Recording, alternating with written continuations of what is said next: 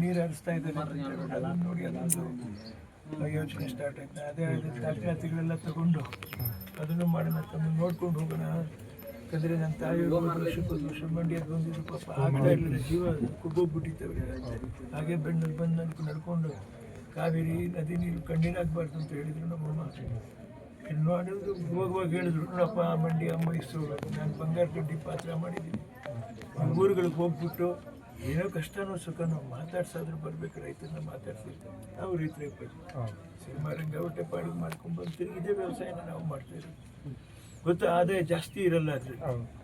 ಬಂದಿದ್ದನ್ನು ನಾವು ಕೂಡಿಟ್ಕೊಂಡ್ಬಿಟ್ಟು ನಿಧಾನವಾಗಿ ಏನು ಬೇಕೋ ಅದಷ್ಟು ಮಾಡ್ಕೊಂಡು ಹೋಗ್ಬೇಕು. ಒಂದೇ ಸರಿ ಮಾಡೋಕ್ಕಾಗಲ್ಲ.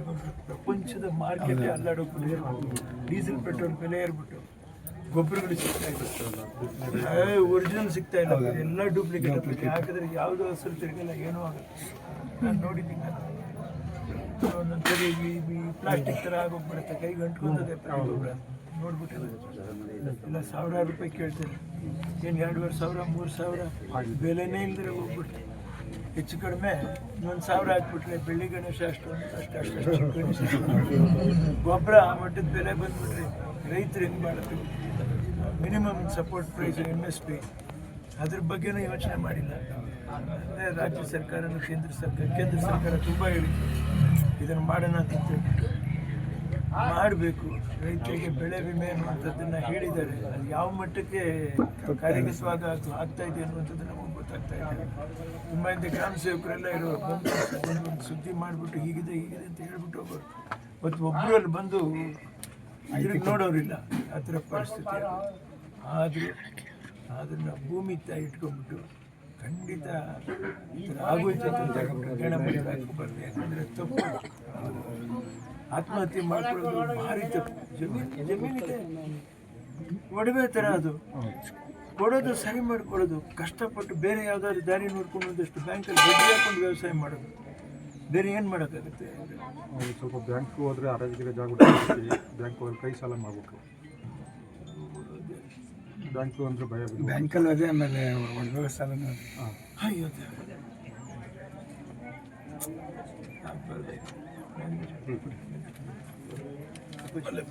ಬನ್ನಿ, ಮತ್ತೆ ಚೇತರಿಸ್ಕೋಬೇಕು, ಮತ್ತೆ ಎದ್ದೇಳಬೇಕು, ಮತ್ತೆ ನಾವು ಸರಿ ಹೋಗ್ಬೇಕು, ಮತ್ತೆ ಗಟ್ಟಿ ಆಗ್ಬೇಕು. ಹೌದು, ನೆನ್ಸ್ಕೊಂಡಾಗ ನೋವಾಗುತ್ತೆ, ನೆನ್ಸ್ಕೊಂಡ್ಬಿಟ್ರೆ ಏನಾಗ್ಬಿಡುತ್ತೆ, ಉತ್ಸಾಹನೇ ಹೊಟ್ಟೋಗ್ಬಿಡ್ತದೆ.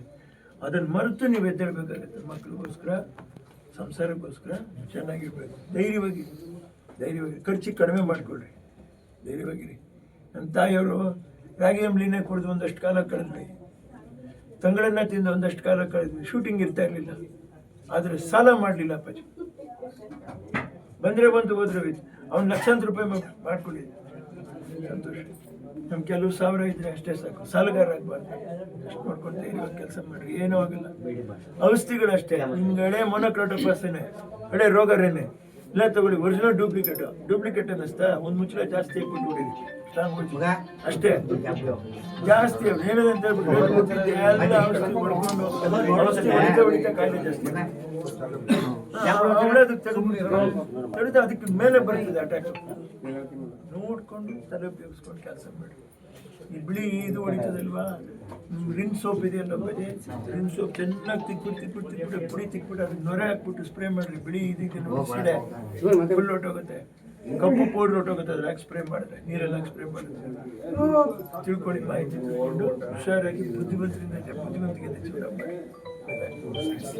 ನಡಿಬಾರ್ದಾಗಿತ್ತು. ಇವತ್ತು ಒಂದು ಕುಟುಂಬ ಸಾವುಗೀಡಾದಾಗ ನಮ್ಮ ಚಲನಚಿತ್ರ ನಟರು ವಿನೋದ್ ರಾಜಣ್ಣ ಅವರು ಚೆನ್ನೈಯಲ್ಲಿ ಇದ್ದರು. ಪಾಪ ಅವತ್ತು ನಾನೊಂದು ಈ ಥರ ಆಯ್ತೋಣ ಅಂತ ಹೇಳಿದಾಗ ಅವ್ರು ಭಾಳ ಬೇಸರ ಮಾಡ್ಕೊಂಡೆ. ಅವತ್ತೇ ಬರ್ತೀನಿ ಅಂದಾಗ ಇಲ್ಲ ಪಾಪ ದೂರದ ಪಯಣದಲ್ಲಿದ್ದೀರಿ ಬನ್ನಿ ಅಂದಾಗ ಇವತ್ತು ಅವ್ರು ಬೇಜಾರು ಮಾಡ್ಕೊಂಡು ಪಾಪ ಇವತ್ತು ಬಂದರು. ಇವತ್ತೇನೋ ಕುಟುಂಬಕ್ಕೆ ಬೇರೆ ಎಲ್ಲ ರಾಜಕಾರಣಿಗಳು ಬಂದು ಹೋಗ್ಬೋದು ಮಾಡ್ಬೋದು. ನಾವು ರೈತರಿಗೆ ಏನಂತ ಹೇಳ್ತೀವಿ ಅಂದರೆ ಬೆಳೆಗಳನ್ನ ಬೇರೆ ರೀತಿಗಳನ್ನ ಅವಲಂಬಿಸ್ಕೊಂಡು ಇವತ್ತು ಏನು ನಮ್ಮ ಭಾಗಗಳಲ್ಲಿ ಲಾಸ್ ಆಗೋದಂತ ಮಾಡ್ಕೊಂಡು ಕೈಲಿ ಏನೋ ಅದಾಗ್ತದೆ ಅದು ಮಾಡ್ಕೊಳ್ಳಿ. ಪಾಪ ಈ ಥರ ಸಾವುಗೆ ಡೈರೆಕ್ಟ್ ಯಾರು ನಿರ್ಧಾರ ತಗೋಬೇಡಿ. ಇವತ್ತು ಅವ್ರ ಕೈಲಿ ಆದಷ್ಟು ಸಹಾಯ ಮಾಡಿದ್ದಾರೆ.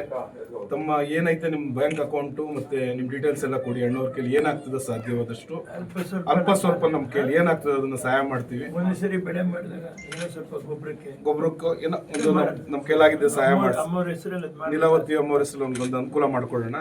ತಮ್ಮದು ಅಕೌಂಟ್ ಡೀಟೇಲ್ಸ್ ಎಲ್ಲ ಮಾಸ್ಟರ್ ರಾಜೇಶ್ ಅವ್ರು ಕೊಡಿ. ದಯವಿಟ್ಟು ಈ ಭಾಗದ ರೈತರು, ಮೇಲ್ಕೋಟೆ ಕ್ಷೇತ್ರ ಆಗ್ಬೋದು, ಈ ಜಿಲ್ಲೆ ರೈತರು ಯಾರು ಇಂಥ ದೃಢ ನಿರ್ಧಾರ ತಗೋಬೇಡಿ ಅಂತ ತಮ್ಮಲ್ಲಿ ಮನವಿ ಮಾಡ್ತಾ ಇದ್ದೀನಿ. ಕೈಲಿ ಆಗ್ಲಿಲ್ವಾ, ಸರ್ಕಾರ ಇದೆ ಜೊತೆಲಿ, ಮತ್ತೆ ಕೇಂದ್ರ ಸರ್ಕಾರ, ರಾಜ್ಯ ಸರ್ಕಾರ ಇದು ಹೋಗಿದ್ ಸಾವುಗೆ ಯಾರು ಮಾತ್ರ ಇದಾಗಬೇಡಿ ಅಂತ ಹೇಳ್ತಾ, ಸೊತ್ತೋಗ್ಬಿಡೋದೇ ಒಂದು ಪರಿಹಾರ ಅಲ್ಲ, ಬೇರೆ ಒಂದು ವ್ಯವಸ್ಥೆ ಮಾಡ್ಕೊಳ್ಳೋಣ ಅಂತ ಹೇಳ್ತಾ. ಒಂದೀಗ ನೀವು ತರಕಾರಿ ಬೆಳೆ ಮಾಡ್ತೀರಾ, ಈಗ ನಾವೇನ್ ಮಾಡ್ತಾ ಇದೀವಿ, ಒಂದ್ಸಲ ಈಗ ಬದನೆ ಗಿಡದಲ್ಲಿ ಬಂದು ಕಸಿ ಮಾಡಿರೋದು ಬಂದಿದೆ, ಹೊಸದಾಗಿ ನಾಟಿ ತರನೇ ಬರ್ತದೆ, 3 ವರ್ಷ 4 ವರ್ಷ ಇರುತ್ತೆ. ಅದು ಒಂದು ಲೈನ್ ಹಾಕ್ಬಿಟ್ಟು ಆ ಮಧ್ಯದಲ್ಲಿ ಬೇರೆ ಏನು ಬೆಂಡೆ ಗಿಡ ಹಾಕ್ತೀರ ಅದೊಂದು ಲೈನು, ಈ ತರ ಮಾಡಿ ಒಂದೇ ಬೆಳೆ ಮಿಶ್ರತಳಿ ಮಾಡ್ಬಿಡಿ, ಆಯ್ತಾ?